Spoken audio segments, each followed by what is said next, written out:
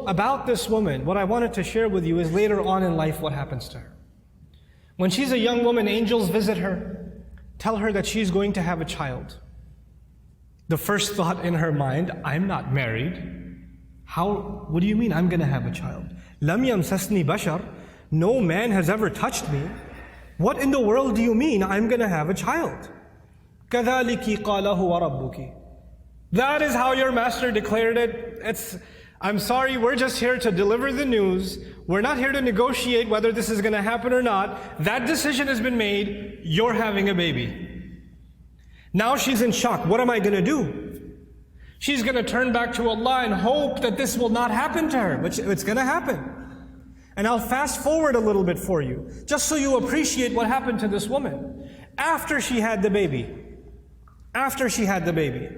and she came back to her town, the entire community that looked up to her as a zahida, as a spiritual woman, as a woman of worship and ibadah, someone who even the prophet of their community, Zakaria, had endorsed.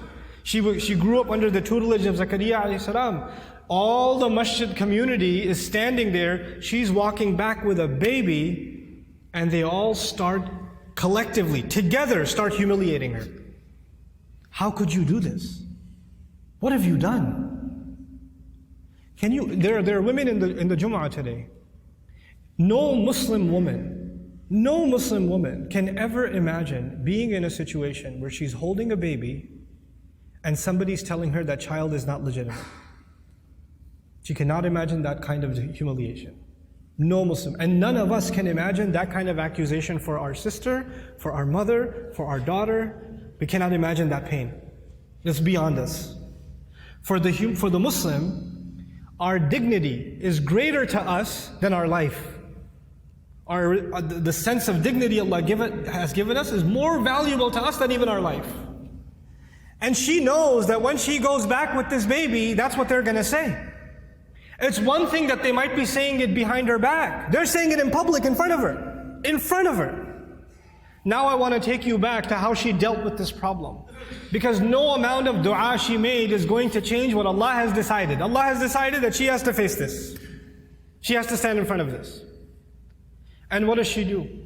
When the child comes, as she's about to deliver the child, she says, Ya laytani mittu qabla hadha. She says, if only I could die before this happens. Hopefully I die giving birth. It's all on her mind. Because that will be an easy escape from what is coming. There is no other place in the Quran anybody ever wishes for death. This is the only one. Think about that. Why is it there? Allah Azza wa Jalla is acknowledging that sometimes people go through such traumatic, humiliating situations where they wish they were dead. Even that happens. That's how extreme her situation became. And Allah acknowledged that and recorded that in the Quran. Ya laytani mittu qabla hadha. I read this and I was just in shock. Like, how did she just say that? You know, our Messenger alayhi salatu wasalam told us, La yatamannayanna ahadukumul maut. None of you should ever wish for death. You should not wish for death. That's not something you should say casually. And she's actually now wishing for death. Why? Because this is an extreme case. This is a crazy situation. And so, the humiliation she will face is far worse than death. So she says, Ya laytani mittu qabla hadha. There are going to be, this is in the Quran for a reason, there are going to be people that are going to be in humiliating situations. And there's no getting out of it. There are going to be people that are going to have to face their family, that are going to have to face false accusations, that are going to have to face up to a mistake they made in the past. Who knows? And they're going to have to face that kind of trauma. And they'll have to find comfort in the example of Maryam salamun alayha. But she didn't stop there. She said, وَكُنْتُ نَسْيًا مَنْسِيًّا. 2 words, Nasyan, Mansiya. It was incredible words. Nasi in Arabic, they say fa'al and fi'il, these 2 awzan. They say nisi also. In one qira'ah it's nisyan. In another qira'ah it's nasyan. This is similar to dhibh. In the Arabic language, you have 2 kinds of words, dhibh and mathbuh.